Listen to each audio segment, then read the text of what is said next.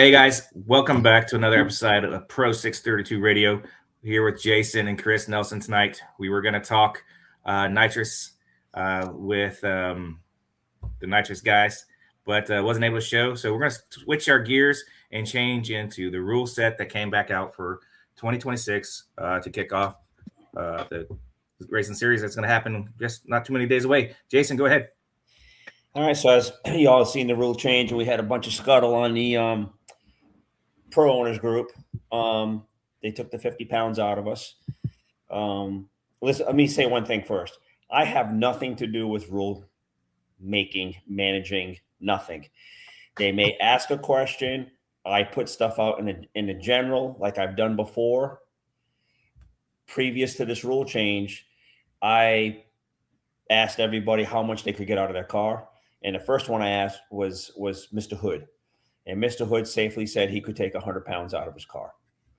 I know, Patrick, you couldn't at the time with your engine combination. You couldn't take 100 out, but you were okay with it. You were like, it is what it is. I'll race where I got to race. So when I was asked about it, I said, well, everybody can take 100 out, included Mr. Hood. And that's all that was said about it. So I don't make rules. Please don't insinuate that I make rules, or don't spread the rumor that I make rules, because I don't make rules. I'm just a guy who spends money and time, along with the two other guys that are with me on this podcast, to help this class move forward. If somebody else likes to take over and do it for me, I gladly like to take 4 days of my life back, because that's what this show takes. It's 4 days, whether you think it or not. For 25 minutes or an hour, it takes 4 days. So that's where I'm at with it. I wanted 75 pounds and even 2,500. Years ago, we raced at 25 with a 400. It slowly crept up because, we weren't getting cars to come, and we made it to 25.75, actually 2,600, and they knocked 25 out of us for the 400.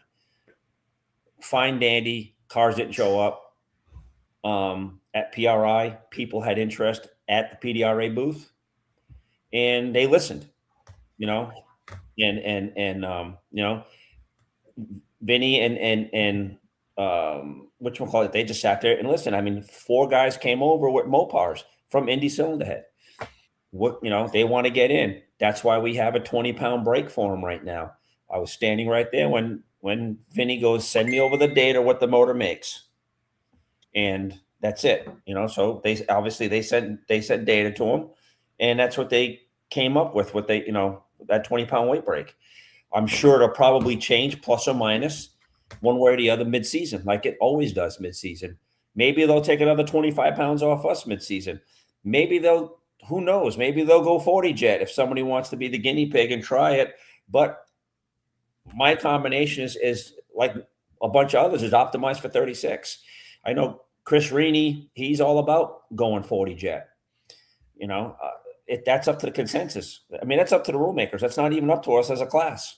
That's where I'm at with it. I said my piece. So Jason, where do you think the desire? Where do you think the desire for a change came from? Obviously, there's a big void in time between whoever's in front of us going the fastest, whether it's Pro Street or Super Street. I don't pay attention because we lost Mountain Motor, so they want to fill that void in.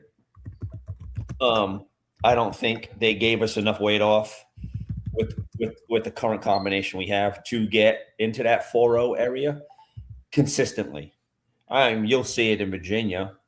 You know what I mean? You'll see. I mean, obviously, we already seen 410. Amber went 408, right? Last year in Virginia. Yes. So you'll see more cars go 4.0 something. Go ahead. Yeah, Melnick went in the 4.0s late. Melnick went in 4.0s late this year in 2025 as well. Yeah, what do you guys think? And even some of you guys out there that are listening, what do you guys think that 50 pounds is going to be worth in the 36 jet non-lockup combination? I mean, I can remember, and Patrick, you probably remember this as well, when you go between PDRA and NMCA, it's 100 pounds. That was worth 700. Now it's 700s every time. Well, we can talk 700s or we can talk $7,000. It depends, right? For me, that weight break is, trying to find every nut and bolt I can change out to get to a little bit lighter. nitrous bottles, nitrous tank. That would be a thing, possibly try for some carbon fiber bottles versus the aluminum bottles I have, reducing the weight. So we can talk about cost too, because 50 pounds can take a lot of money to get 50 pounds. And, I haven't run a lot lately, so I don't know how well I can do getting 50 pounds off of me. So it's going to have to come out of the car somewhere. So I like what you said, because the rule deal, in my eyes, adding weight in an entry level pro category like 632 is always a cheaper. Excuse me, Chris. David's he's not on backstage, but he just showed up. He's on the whatchamacallit, if you can contact him. Here, I can try to pull him in. I can't. Go ahead, Chris. Go ahead while he's trying to. So I'm with Patrick in the same point of view, that I think the weight deduction was very minimal in performance gain.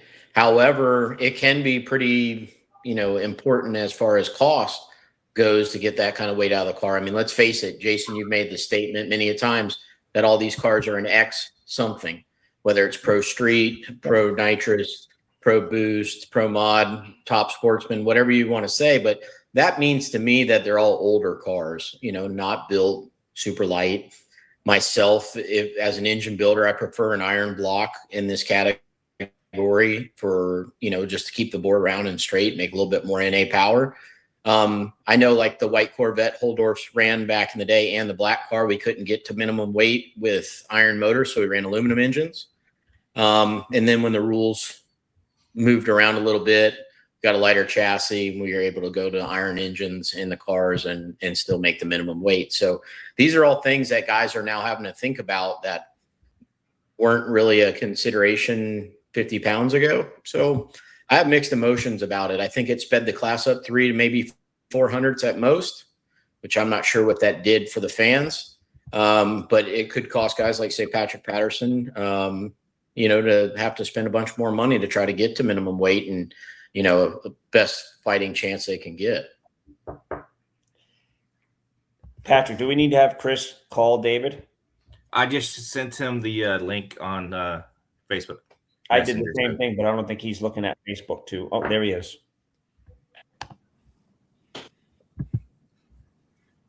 Hey guys, you there? Yeah, you're a little dark. You're a little red. How are you? I'm sorry I'm late. I'm on the struggle bus today. Gotcha. Don't worry. We live there too. Thanks for taking some time out of your schedule for us. We'll get you up to speed as quickly as we can here. So Dave, owner operator, Nitrous Outlet, why don't you give us a little bit about your company and what you do for some of the racers in our category? All right. This month is actually our 25th year in business. So it's an anniversary date for us. We started off in late model EFI. Is that my mic messing up? No, you're good. You're good. Okay. No, you're good. So we started off in late model EFI, and me being kind of obsessed with racing, we kind of got pulled over to the class racing. We've always really shined at jet restricted type classes, which makes you become very efficient with your designs and your product line that adapts over to other types of racing. And that's a pretty good summary of what we do. So in a category like ours, where we have a spec 36 and it's an NOS jet that they give us at tech before each and every race and then seal them, how would you approach that, and what makes that kind of rule a special type of system versus just something that goes out the door for any other standard direct port style of system? Whenever that rule first came out, I thought it was the most ridiculous rule I've ever heard. Honestly, I thought, and I didn't think about how small of a jet a 36 jet is, but in my mind, I'm like, we're going to cause cylinder to cylinder imbalances to different engines. People are going to burn stuff up. This is dumb. And it turned me off to the whole class, honestly, and I just kind of turned my head to it. Last year, I got challenged with the class, And as I started working and adapting a lot of the technology we've designed, We're losing them.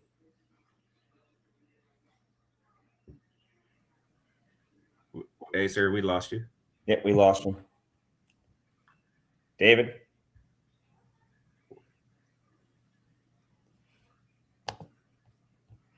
Hopefully he comes back. Well, we I'll can go ahead and pull him off and wait until he comes back.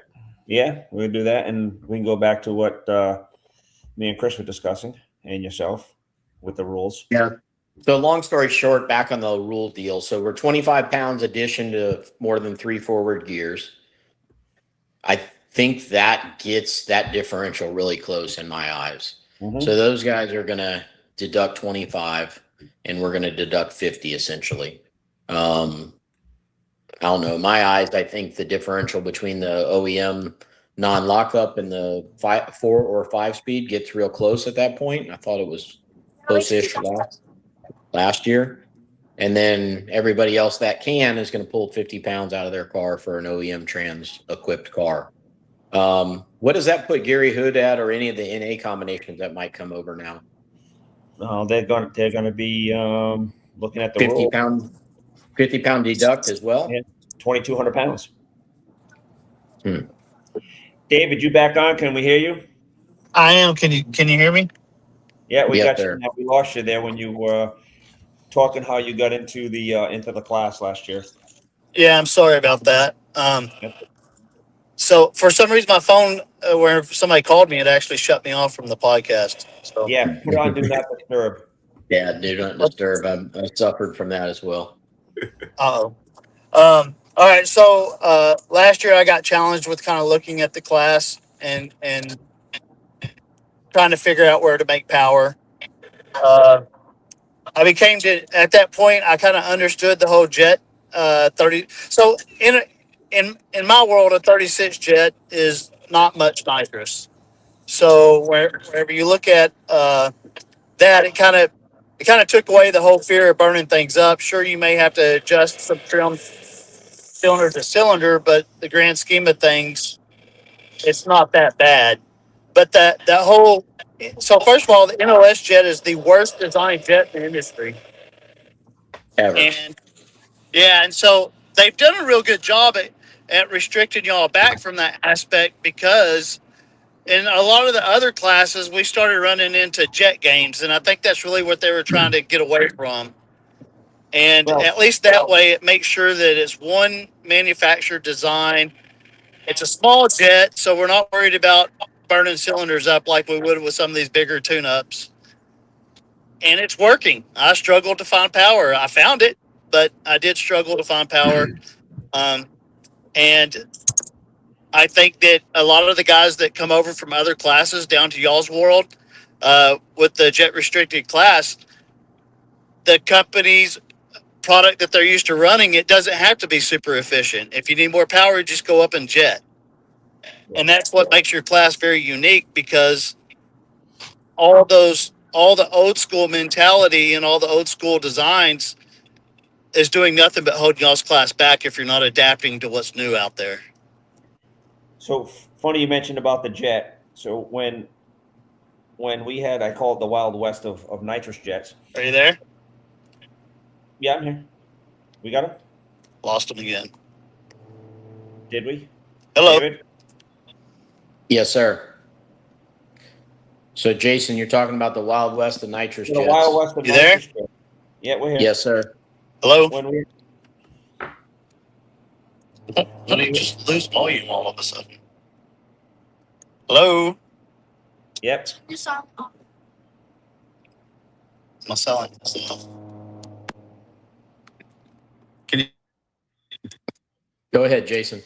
So when we were back in the day when we had the Wild West jets, and that's when everybody was doing their own modifications, and long as it the no-go pin didn't go in, which was 37, and the 37 jet, you were legal to go, right? At one time the rule said it could not fall on the pin. And Well, it also it had to be. It couldn't be brass. Yeah, it couldn't be brass. It had to be stainless steel, and it couldn't fall on the pin. And then it changed where it was stated 37 jet couldn't a 37 pin couldn't fit in a jet. Correct. So I went down a rabbit hole and I bought jets from every company, included Dave's. And at the very, very end, I stumbled across his Max jet. That thing's impressive. I built myself a little flow tool to flow jets, made myself a spreadsheet.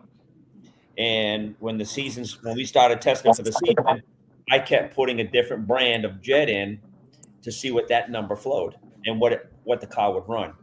And progressively, as the percentage went up of flow on the jet, obviously I went faster. And then, so basically, when we came into the season, mid-season, and they handed out those jets, I took them with Vinny and I went to the trail and I flowed it and I said, "This is what I'm going to run. I'm going to run 423 with this." And he's like, "You can't calculate that." And we went out. We went at the end of the weekend. We went 422 with a 7 or something like that. So he was pretty impressed with that. But we went through 90 jets to do it.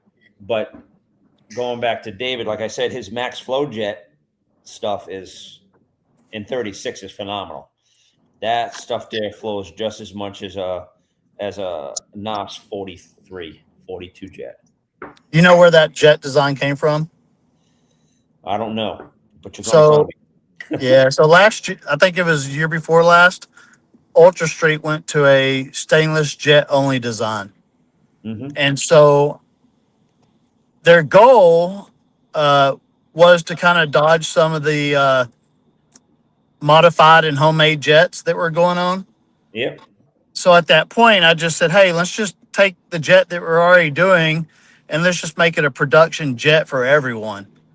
And so the difference is so I tell everybody this, right? So a jet is the cheapest part of the system. It does the biggest job.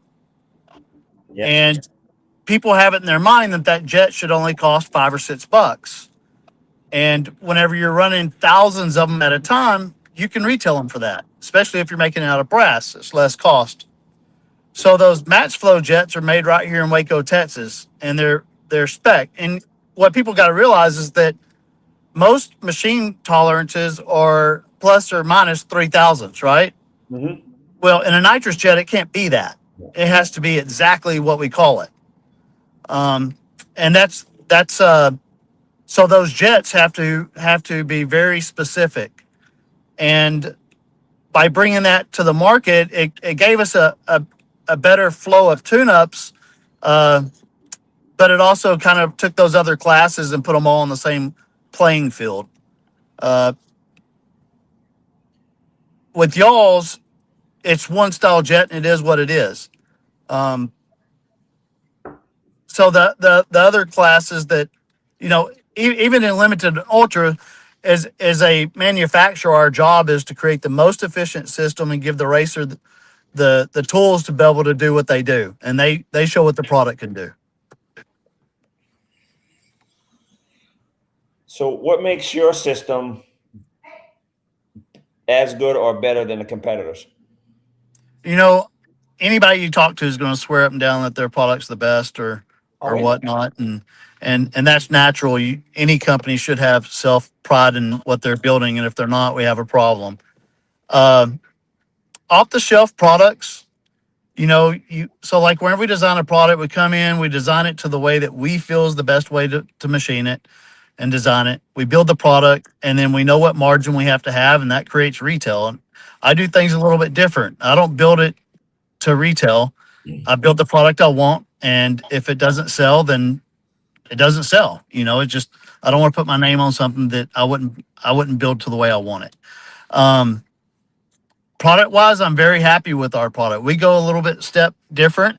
Where we get over into this class stuff, we're taking off the shelf parts and we know what needs to be done to them to make them become the most efficient thing for what the rule set is. So every year I look at the rule sets and I wait for the changes to drop, and I take all the data I've accumulated from all the custom work we do and all the R&D we do throughout the year, and we start looking for that window of where we're going to make more power.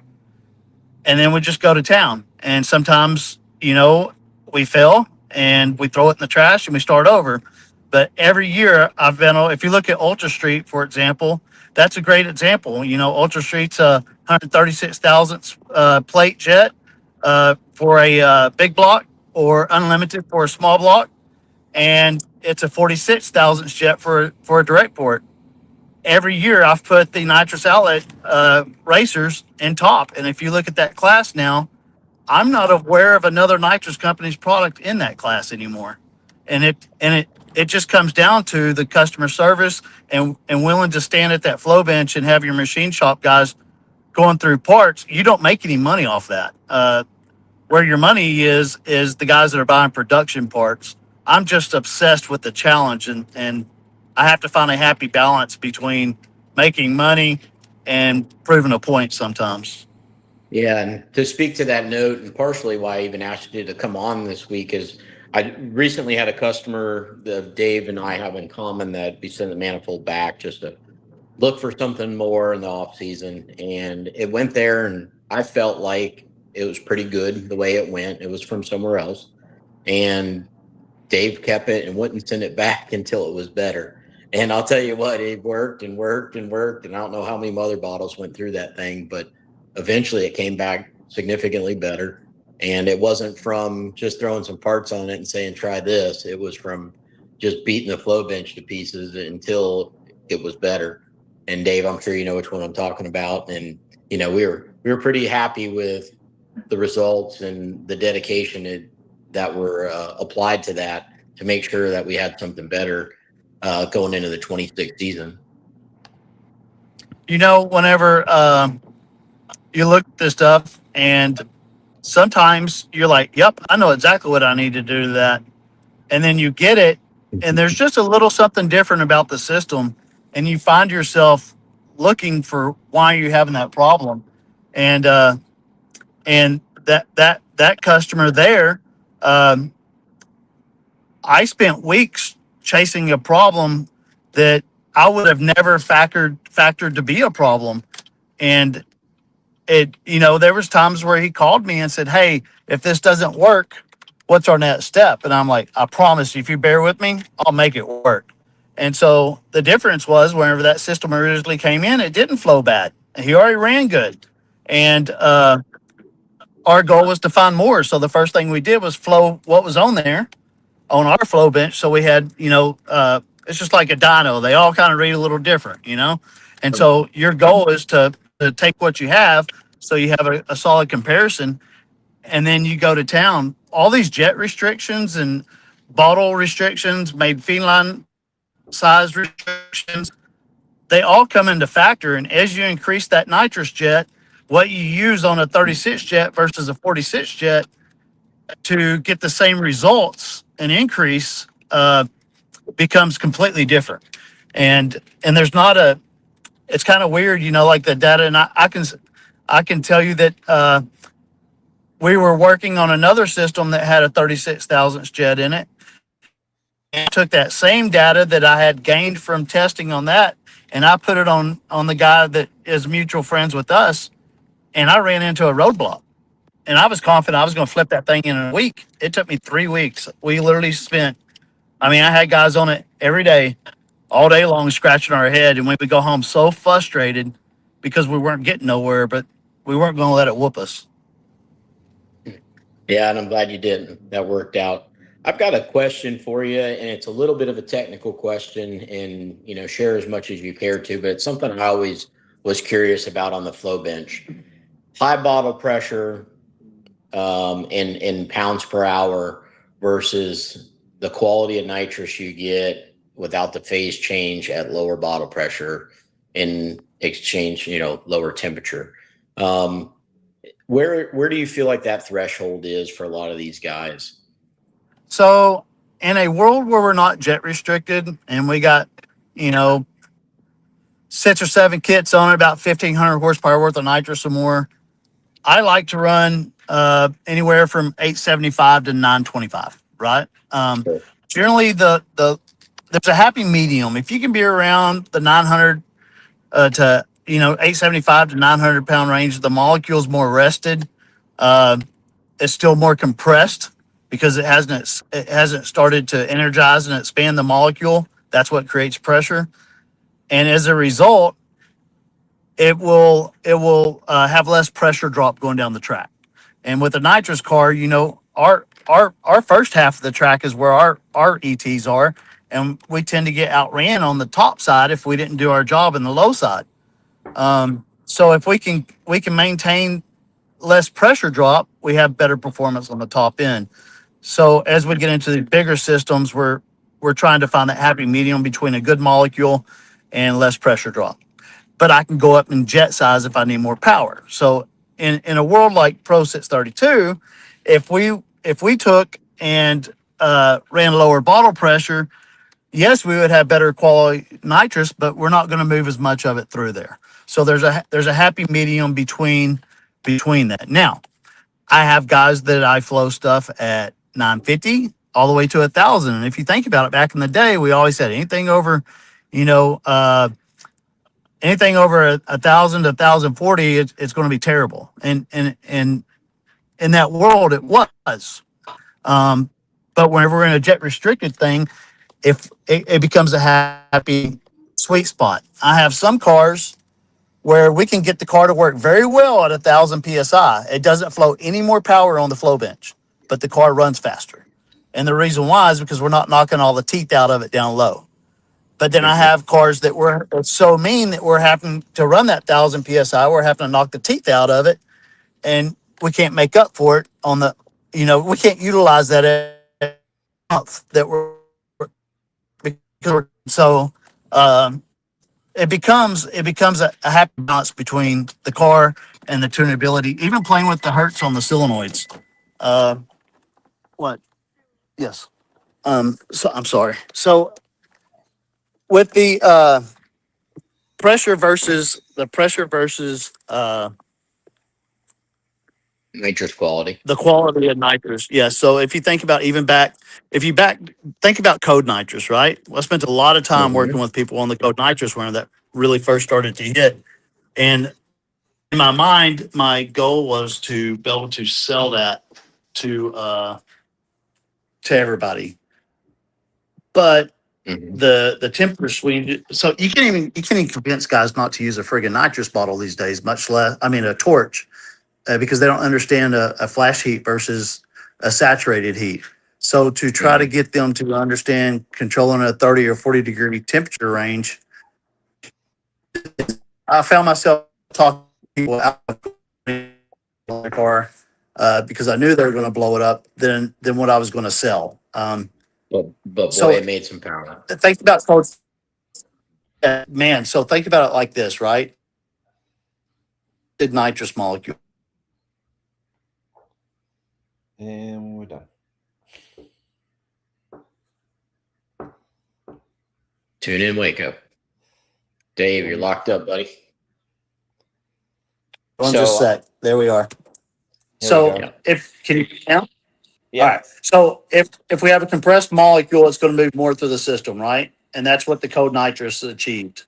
As we heat that molecule up, it's going to expand, and that's what creates pressure. I tell everybody with nitrous, it's about with jet restricted classes, it's about moving as much volume through that orifice.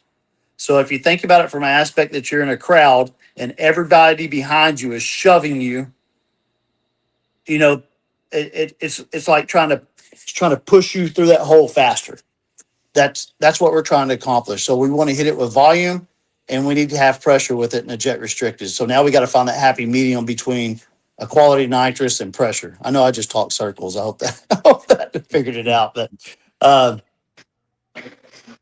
so there's a happy swing there, and we have to figure it out between how the car's set up. And it could be gearing, it could be just what the car makes on power versus the suspension and getting it down the track surface. If we can add pressure to it and get after it in the first 330, then that's what we need to do. And if we're yanking all the teeth out of it to accomplish that higher pressure, we're going to run better at lower pressure.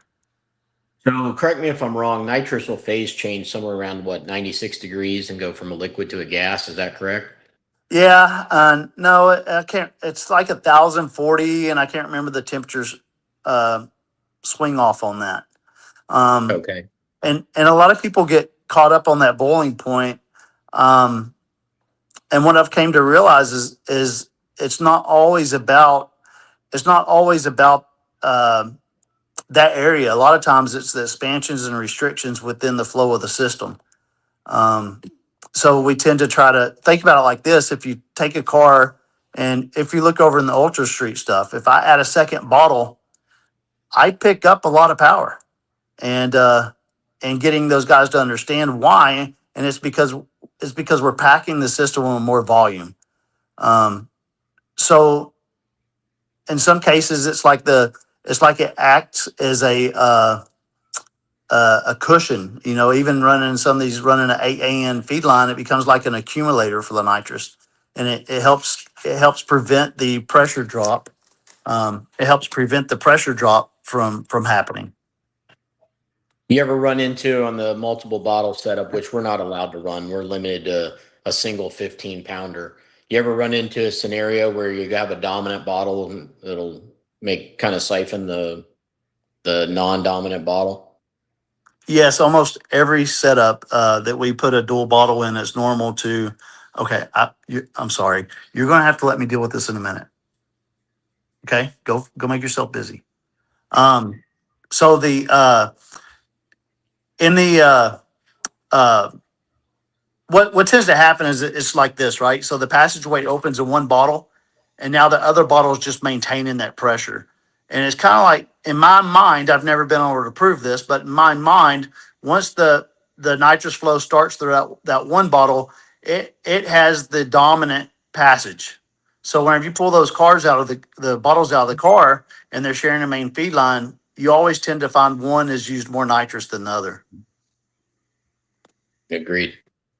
Now, shifting gears a little bit to flow an existing system. Do you guys at Nitrous Outlet work on other people's manifolds that you did not plumb?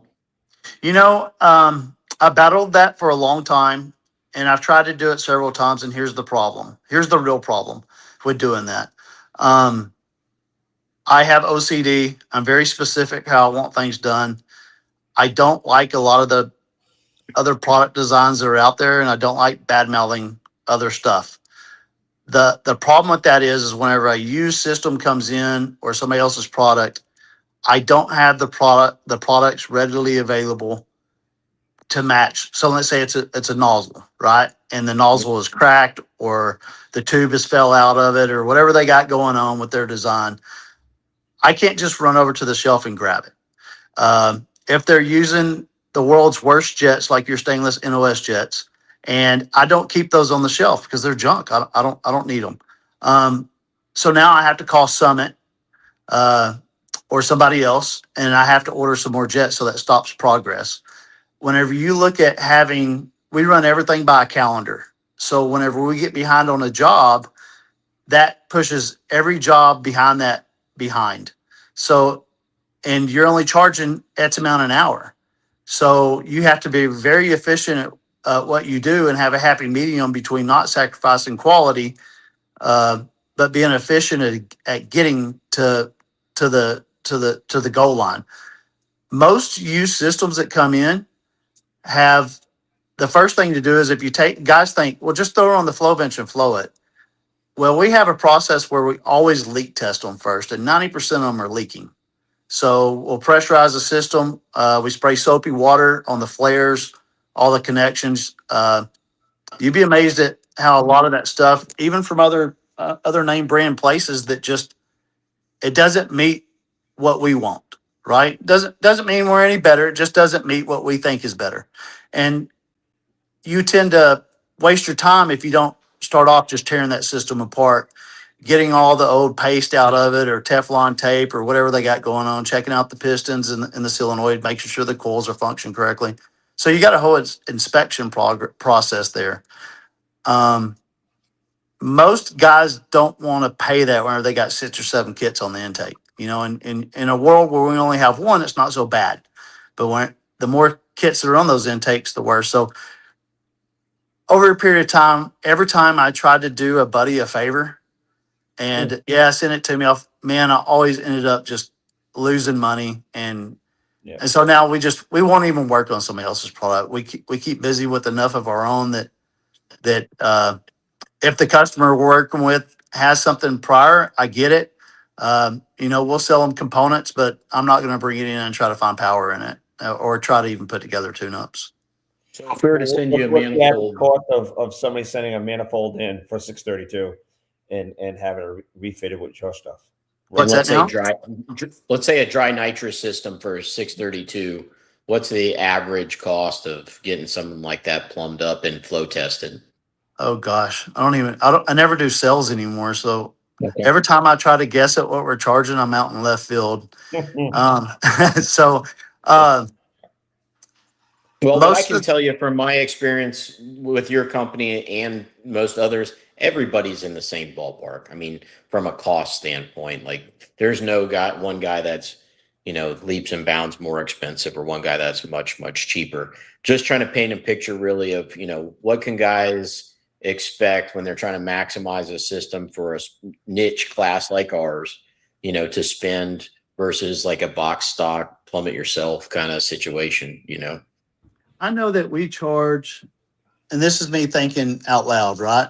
Last time I did a quote, I think we charged like $250 to do nozzle bungs if we need to.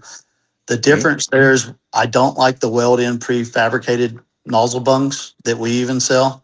Uh, the problem with using those is whenever you weld, they're going to move. And the first part of laying out a system properly is that nozzle is exactly the same depth, the same pitch, the same straightness. That's going to determine every bend in that nitrous system from that point. So we tend to put it on the mill. We'll knock a hole through the intake where we want the bung. We take solid stock, we weld it into the intake, and then we go put it back on the mill.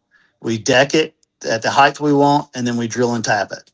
Right. So now we got a straight hole, and then we come in and cut the inside of it out. So whenever you look at an intake that has a prefabricated nozzle bung, if you flip it over and look in the runner, you'll always, depending on how good of a job they did, most of the time you're going to see a line, a circle all the way around that nozzle bung.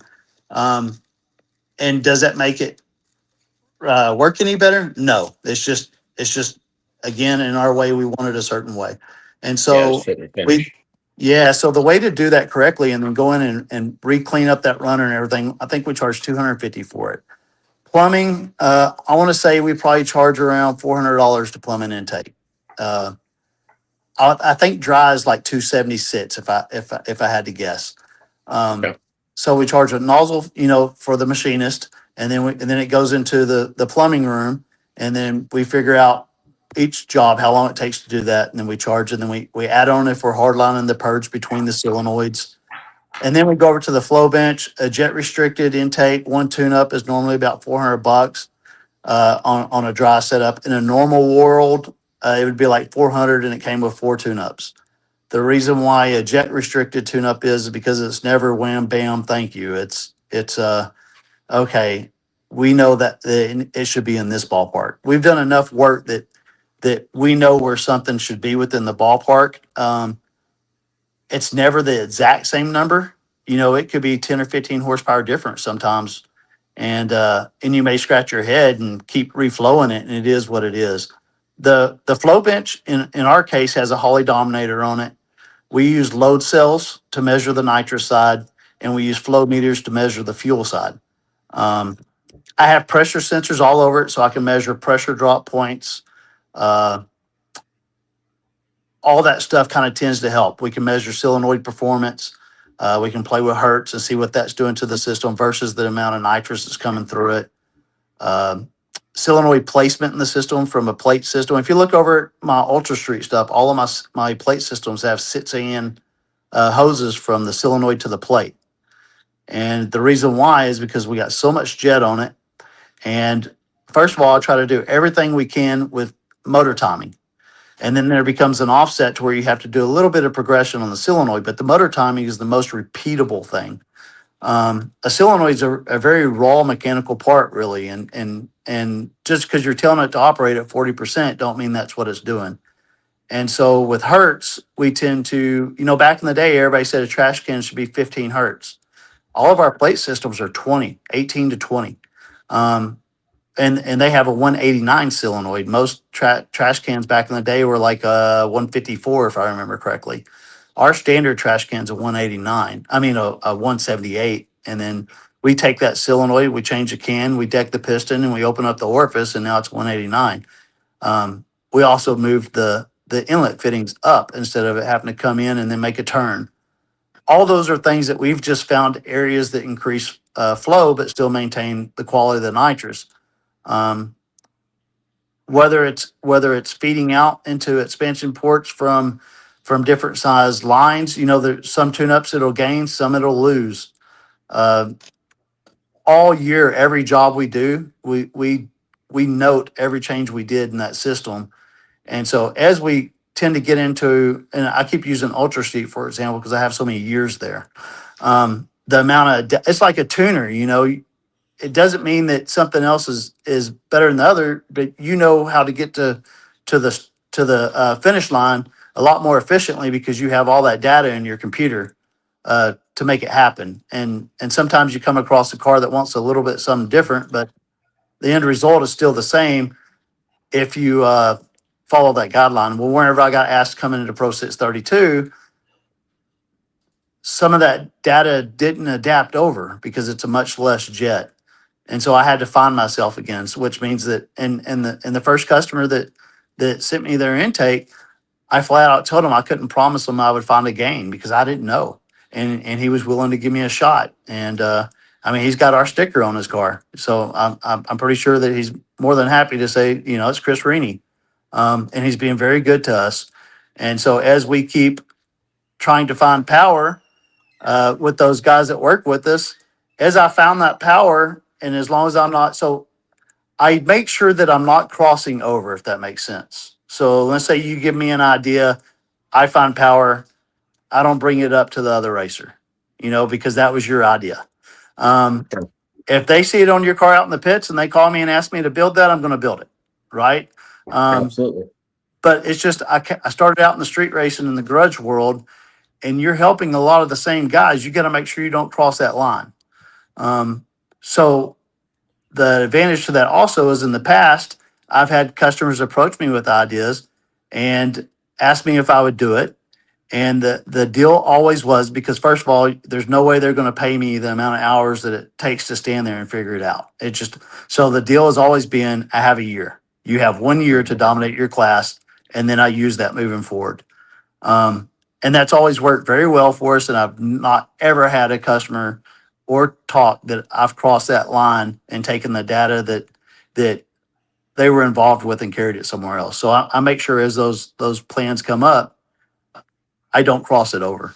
And that's the thing with that is I can't own all these cars and all this knowledge and all that. So you're only as good as the racer you're working with, and the racer's only as good as the product and knowledge you're supporting them with. I feel like that's a very important line for whenever you're looking at this, and the jet restricted classes are the most important to be very careful to what you say and do. Yeah, I know as you gain some more 632 customers, and you spoke of Ultra Street a lot, one thing that you'll really come to love about 632 is it's all nitrous cars, so you won't have this new turbo rule change come in there and kick you in the butt and make you a non-competitive all of a sudden because of something that they're doing all of a sudden. So kind of a level playing field at 632 with everybody having the same nitrous and the same nitrous system, same combination in essence. One thing I wanted to ask you, and I'm going to make it a little bit brief because we're getting long-winded towards the end of our normal time frame, but we talk a lot about flow. What do you consider it takes in pounds per hour of nitrous to make 1 horsepower? I use a divider of 3.6. Okay. So I've always had 375 in my head. So we're ballpark-ish. So in essence, just to make this some simple math for guys out there, if you have a manifold that comes in with a 36 jet, let's just say it makes 1,300 pounds per hour, and you take that thing and it leaves your place making 1,372, you've just picked them up 20 horsepower, correct? Correct. Okay. So guys, you guys that are watching out there, you want to worry about freshening up your engine, over the course of the year, what can we do to make it better? At these, is ironed out as these engines are, 20 horsepower is very, very expensive in the engine. 20 horsepower in that nitrous manifold may be the cheapest, best money you ever spent. So just keep that in mind as you move forward as well. So that being said, would you recommend a guy to send a manifold, even if you've tuned it up and it's max effort, for a freshen up at the end of the year? Put plungers and stuff in the solenoids, or is that something they can service themselves? So I'm about education. And so and my job first is to read the customer and not give him too much knowledge to where he actually causes problems for himself. So you have to measure what is that customer's ability before you start feeding certain amount of data. Something on servicing a solenoid is so simple that there's some people that can't handle something like that, but the most racers can. And so I want to educate them how to check it, especially during race season. And I always encourage them to keep spare pistons and coils in the trailer. My job is to teach them what to look for whenever something's acting silly, so they can catch it before it's not working right. The end of the year, so the solenoids that we have now tend to last a long time. Eventually they'll start nippling. Your 189 solenoid, it has such a big orifice and such a small seat that it is going to have more wear on the piston. So every year to go, you'll start seeing like a nipple on the end of the plunger. Correct. And as that nippling starts happening, it starts pushing the center down into the orifice, which is blocking flow. And sometimes what will happen is if you have a solenoid on what I call the brink of opening or not, so as you increase the orifice coming out of the solenoid, think about it from a hydraulic standpoint. It's trying to suck that piston back down, right? So the liquid nitrous is rolling through the orifice and it's pulling the piston. So the coil has to be able to overcome that. And that's the reason you'll see a nitrous solenoid work fine at 900 and now it won't work at 950 because it started to nipple. And you're looking at blips in your graph trying to figure out, why is a solenoid acting that way? It's never done this before. And you pull the piston out of it and it started to nipple because it changed the seat height. And like our 189 solenoid or even the 125 solenoid, they're on the brink of what that solenoid is designed to do. It's got as much coil as it can have on there. And we've increased flow to pull down on that piston. We have to keep them maintenance to make sure they don't start giving us a problem later. I do have some customers that every year they know that, and they call me. If I haven't called them, they've been with me for a long time. They call me to ask me what I found this year. And that's whenever we relook at it. And the rules readjust every year. I've switched Ultra Street from plate to direct ports 3 or 4 times. It just depends on where I find the power. Sure. And correct me if I'm wrong. I know on like Peter Paul stuff, who manufactured most of the operators for the solenoids for years for most everybody, I think that plunger only lifts like 25% of the orifice. Is that correct? Yeah, and you can change that. We come in and you don't want to machine the top of the piston. You want to machine the face of the piston. And so, but there's a happy science there of how much you can take off of it. Whenever you machine that face, now it's opened up the flow path that it's going through there. But now you got to do something with the coil, right? Because so there's little changes, and then there's ways to manipulate the flow path through it. The relationship I have with Peter Paul is really unique because I understand solenoids very well, and some of the solenoids I've designed, their engineers said it shouldn't work, and then I send them one and I have them. So if you look at our 189 solenoid, I used to take a 178 and machine all that and move the orifice up. I finally got tired of doing that and I sent it to him and I said, just machine me a base this way. And so if you also look, all the aluminum solenoids we have, Peter Paul makes them for us. As far as I know, we're the only nitrous company that they make aluminum based solenoids for. And that's because I was willing to put forth the work to do it. They're a pain in the ass because now we get them in and they used to be roll stamped where they're stainless. And now we have to laser etch all of them in house. So as soon as they come back in, we tear them all back apart. We run them through the laser, and then we put them all back together. So, which also puts together another inspection point. Whenever I first got involved with Peter Paul, it was probably about 23 years ago. The manufacturing specs have gotten better. Remember how we talked about the plus minus 3%? Yes. Well, the reason why we call our 125 solenoids 122s is because whenever it came from them, that was the smallest orifice we sometimes got. And so whenever we got into a situation where it was jet restricted, we would always go in and remachine. If it was, 3 thousandths under, we would open it back up to 125. And I reached out to John Sears back then and explained that. And so we also had an understanding that if somebody bought an off-the-shelf solenoid and it was 2 thousandths the other way, he understood, hey, that's just a manufacturing thing. Well, they've tightened that tolerance up because as we started meeting and talking about things, I was like, hey, this really ain't a great thing, so it's being beneficial. But if you think about back in the old days, everybody was using Jim sensors and Parker Skinner. In my mind, Peter Paul builds the best product. If you know what you're doing, you can call them and tell them exactly how you want that solenoid made. Now, if you don't know what you're doing and you tell them how you want it made and it doesn't work, well, that's on you, So they also have their off-the-shelf part numbers. Sure. The quality with the product that's coming out of their facility is pretty much the same. You just got to know what you want. Sure. Respect for your individual desire. Correct. Well, Dave, I thank you for your time, and I hopefully that gave everybody some insight on what you can do and what you can expect and what you can even find as you try to manipulate your manifold within the rules, because that's ultimately what we're doing. You can show up with some stuff that it's out of the box that you've been up yourself and, be in the ballpark. But when you're trying to bring this thing's neck for every horsepower you can get, asking your engine builder, hey, I need more, we just got to find it in every place. There's not 100 left in anything.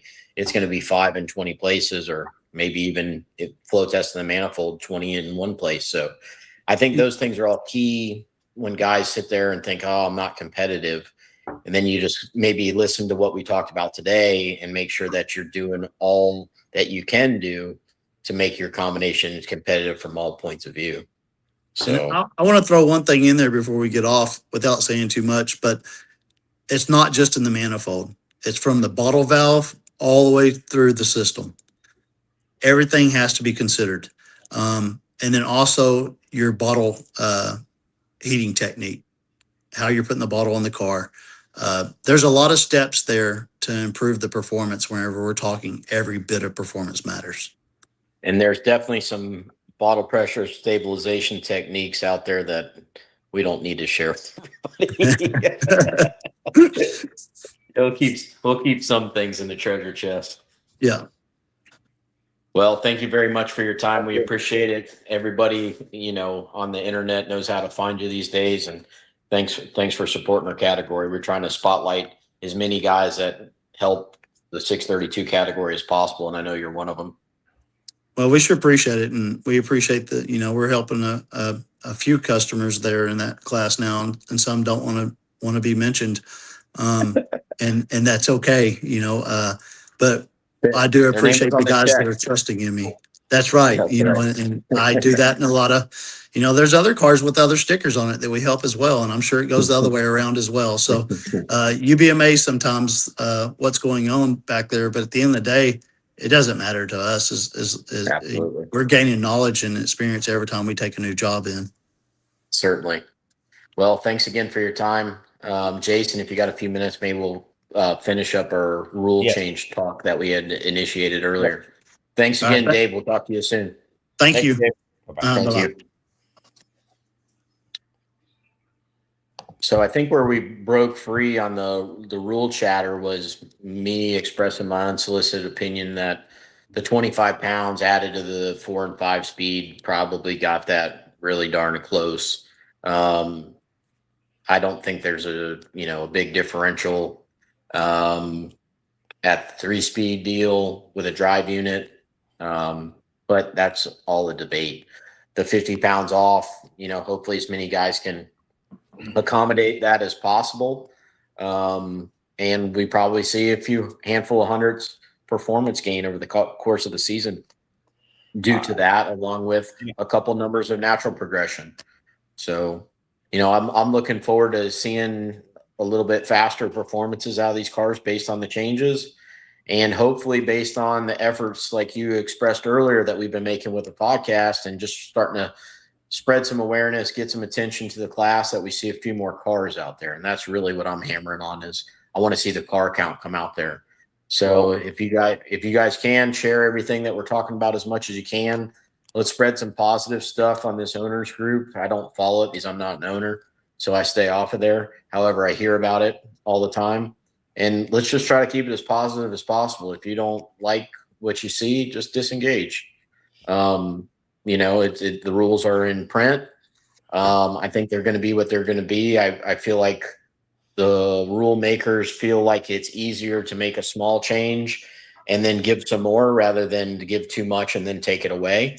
So keep that in mind as you complain, that if you don't like it, it may not be the end of it, but go out there, engage, get racing, try to run up to the maximum potential of the rule set that you engage in, and then start complaining. But if let me cut you short there, quick. So I want to go over a couple of things before. Sound like you're getting ready to close up for the night.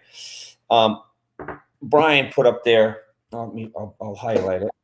Brian put up there that he's disappointed that the conventional head 588 combo is gone. Brian, I don't know why it's gone. I agree.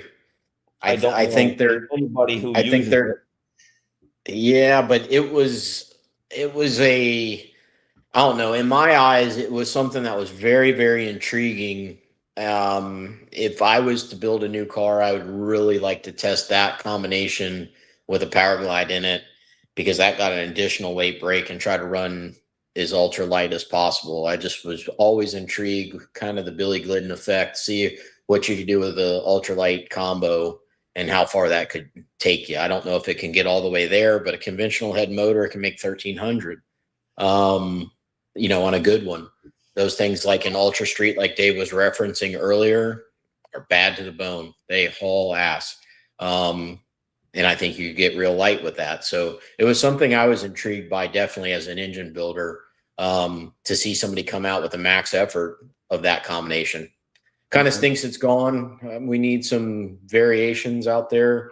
We got a little bit of a Ford Chevy Mopar thing looming, as a rivalry with it. So they probably just went, that's not, we haven't teched the car 1.588 in it forever. So let's just get off the sheet, yeah, that's fine. Going back to the owners group stuff, Tom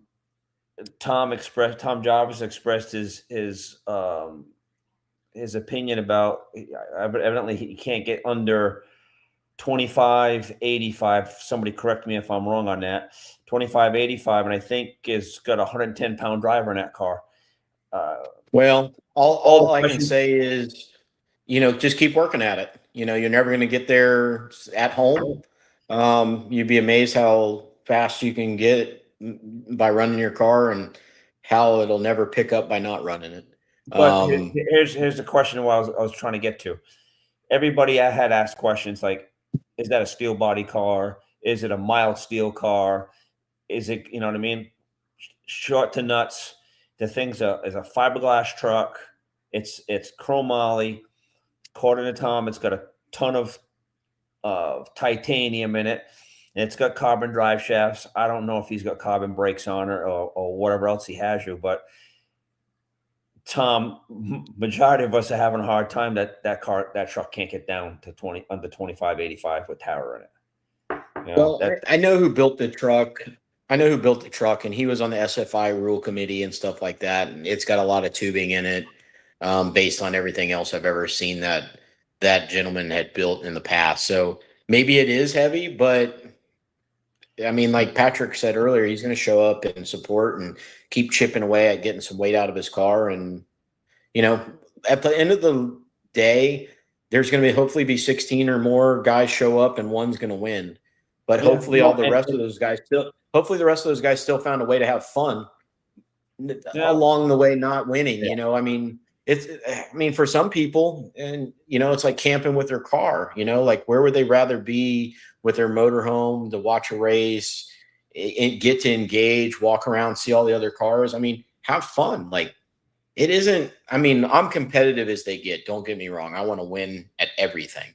However, I also feel like it needs to be enjoyable because it's not going to be a moneymaker. So get that out of your mind. So it better be fun.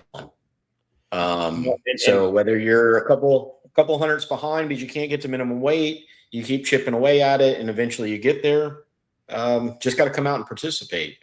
Or like we were looming at the end of last year, we weren't sure we were even going to have a place to race. So that's a much bigger complaint because we weren't given any support. The class count was dying.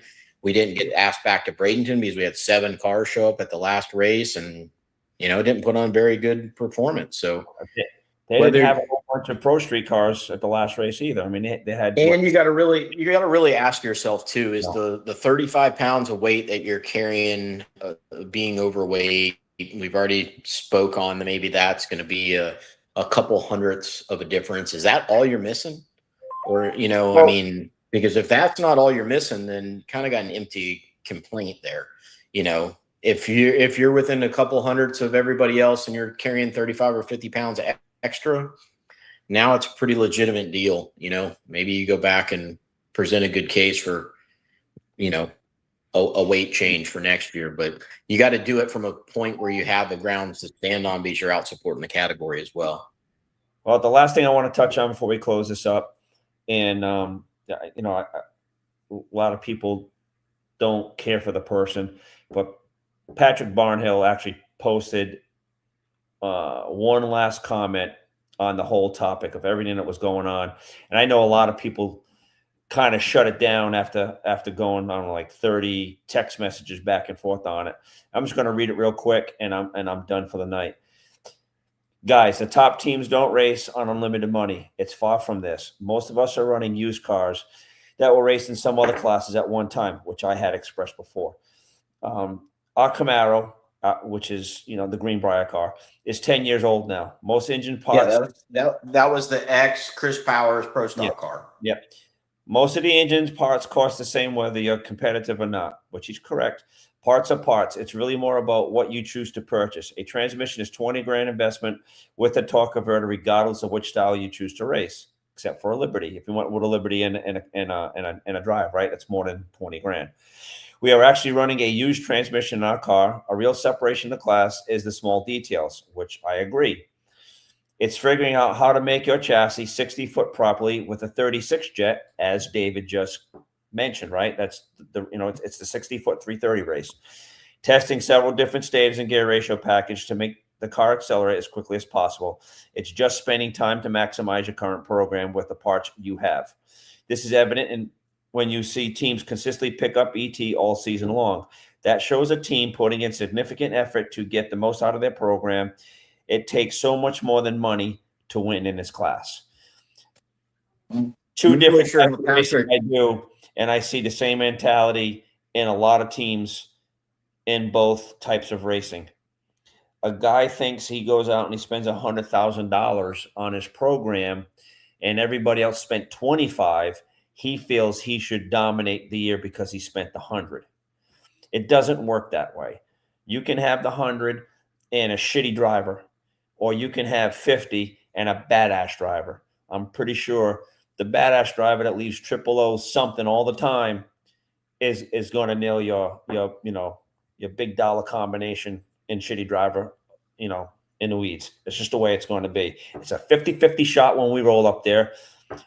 You and your team has been my biggest fun ride. It's a rival between me and Walter. We all know it is. It's a running thing between me and Walter, and it's a friendly thing between me and Walter. And I get him on the tree, he gets me on the backside. That's how those races are determined between me and him. It's fun, but every once in a while, the pretty car gets the sleigh, the other car, and that's just the way that is. And that's it. The nicest way you've ever been called ugly. Yeah, I was trying to think of every other word to use but that. Right? Tetanus shot. But it's a scalded dog, right? The thing runs like a scalded. You can't knock it down, right? I mean, just because it ain't got shiny paint. If I can't be fast, I got to be pretty. So I'm pretty. So not me, the car. But other than that, but don't count yourself out, because we still got that one guy that no matter what shows up and he races every race, and he's just happy to tell his story at the top end at the end of every race. He's my favorite. Yeah, he's my favorite. And I hope we have many more years left of Mr. Hood racing with us. You know what I mean? For sure. But you know, it's you know, me and Tom went back and forth about, you know, he's there to win, and he needs to be competitive, and he needs to be at that level. You got to be there to win, though. I mean, I really harp on that all the time, but you're not winning in the shop, you know. No, you're not winning the shop. I mean, maybe I don't know. I just don't. So, I don't think that way. But I want to touch on Patrick's statement. First of all, I'm impressed that he got all that in with no cuss words. That's very un-Patrick-like. So somebody wrote that for him. Second of all, I couldn't agree with him more. Everything he said, to summarize what he said, that is just effort. And I agree. The effort is the small details, like he spoke on, that makes the difference. It's the testing between races. It's all that stuff. I know from talking to you, Jason, you're going to go test next week. David Cook's in town testing, and he's got another scheduled test session after that. The guys that want to make the effort to put themselves in a place to win, they're doing it right now. You know, not any wasted effort on the internet, just trying to get to the racetrack. So I say it time and time again. Maybe I offend some people. I don't really care. You got to put the time in. You got to go do it. You can't complain. You just look at the rules and go out and tackle it as best as you can, as quickly as you can. So, I mean, everybody has the same rule book right now. If you think something is a disadvantage to your combination, switch it. We've all got the same rule book to build a car or a truck by. So, you know. Yep. No. Adjust accordingly. I'm also excited to see the 4,800 bore space Mopar combination get a little something to maybe attract some of those guys. They can be fast. Well, supposedly, allegedly, Rini ran one of those fast one day. Although no one's ever seen it, but he says they can be fast. That guy. All right, guys. Hey, we're gonna go ahead and close this up because it's your bedtime. We'll continue talking for another 3 hours. Hey, all the complaining about they recommended. Hey, be quiet for a second, Chris. All the complaining about your picture not being on the stream when I started up or shut it down. It's your own fault. You want to fix it? Send me a picture. I'll put it on there. I'll edit it. So with that, where do we send it to, Patrick? What? Where do we send the picture to? Oh shit! I guess you can. Damn it. Send it to Patrick at drag357.com. Post it on Race 632. Post it anywhere you want to. Tag us in it and say, hey, put this on the stream. I'll put it on there. So just do it to it. I'm not going to search the internet for you. You send it to me, all right? So with that, I wish everyone a great night until next weekend. All right, next weekend. Next week. Same 7 days.